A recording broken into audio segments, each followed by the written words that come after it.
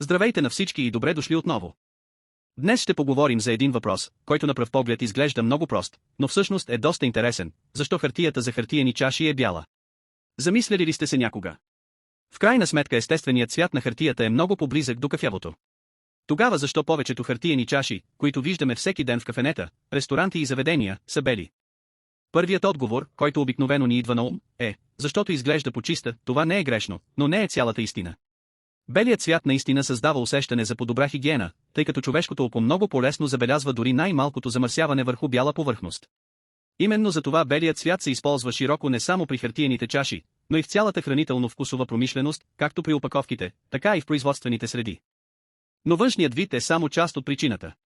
Бялата хартия, използвана за производството на хартиени чаши, се получава чрез обработка на целулозните влакна чрез серия от специализирани процеси. Целта не е просто да се промени цветът, а да се създаде повърхност, безопасна за контакт с храни, подходяща за висококачествен печат и способна да отговаря на необходимите физически изисквания. С други думи, белотата на хартията не е само естетическа характеристика, тя е важна част от нейното инженерно проектиране. Съществува и още една важна причина – печатът. Представете си логото на голяма международна верига кафенета, отпечатано върху кафява хартия.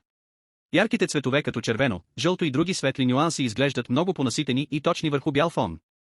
Именно за това бялата хартия позволява на компаниите да възпроизвеждат корпоративните си цветове много по-прецизно. Но защо през последните години кафявите, така наречени крафт чаши, станаха толкова популярни? Отговорът е прост, хората често свързват естествения външен вид с екологичността. Интересното обаче е, че една крафт чаша не е задължително по-екологична от бялата. В много случаи единствената реална разлика е цветът й. От вътрешната страна тя може да използва същите бариерни покрития като бялата хартиена чаша. С други думи, не можем да съдим за въздействието върху околната среда само по цвета на чашата. След дългогодишен опит в индустрията на хартиените чаши мога уверено да кажа следното: да оценявате качеството на една хартиена чаша само по цвета и е все едно да оценявате качеството на автомобил единствено по боята му.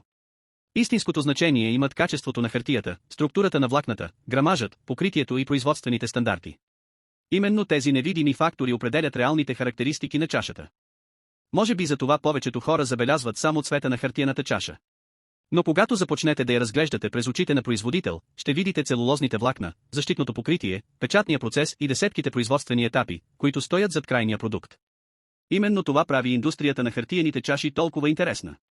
Това, което изглежда като обикновен продукт от ежедневието, всъщност е впечатляваща комбинация от инженерство, материалознание и производствена експертиза. Благодаря ви, че гледахте. До следващото видео.